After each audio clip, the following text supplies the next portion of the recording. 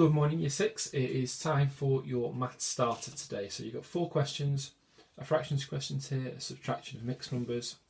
You've got a percentage question here, finding 25% of 600, a division question, and then a multiplication question involving fractions. So if you pause the video there, Year 6, have a go at these 4 questions and then see if you get the questions correct.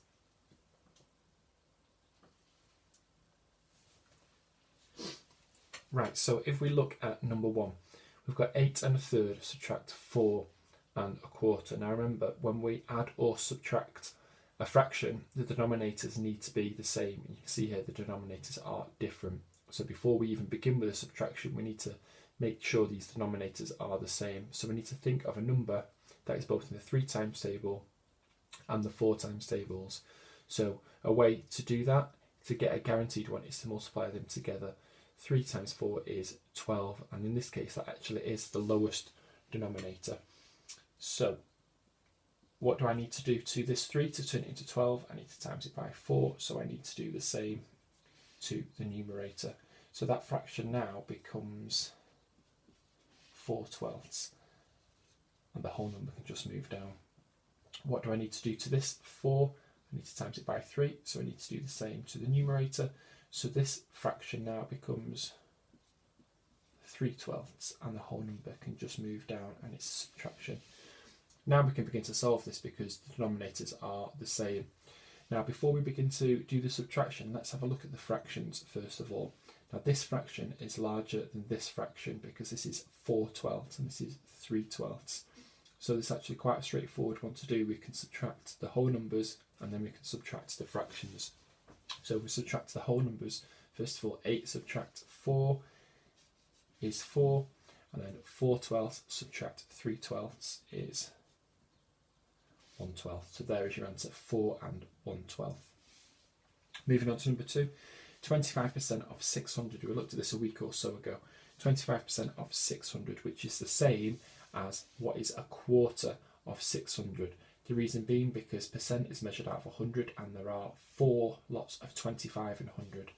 25, 50, 75, 100. There are 4 lots, same as a quarter. So the way to work this out will be to take your 600 and to divide it by 4.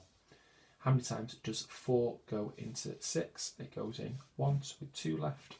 How many times does 4 go into 20? 5 times. How many times does 4 go into 0? It doesn't. So 150 is your answer. You could have halved this. That would have found you 50% to get you to 300, and you could have halved that again, which would have found you your 25% to get to 150. 150 is your answer. Moving on to number 3, we have a division question.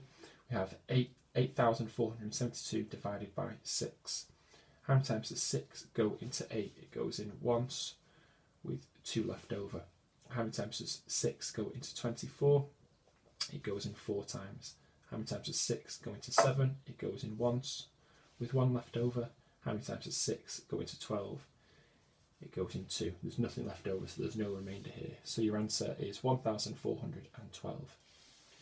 Moving on to number 4, the multiplication of fractions. Remember, when we're calculating this, we multiply the numerators together and multiply the denominators together. So let's do the numerators first. 7 times by 3 is 21. 9 times by 10 is 90. Now, if we look at this question, can this question be simplified? If we have a look at this, could we divide any of these numbers by the same number? Yes, we can. We can divide them both by 3, can't we? So if we divide 21 by 3, it gets us to 7.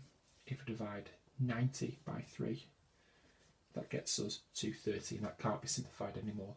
It doesn't matter which one of these answers you got because they're both equivalent fractions. If you got 21 over 90, brilliant, you got it correct.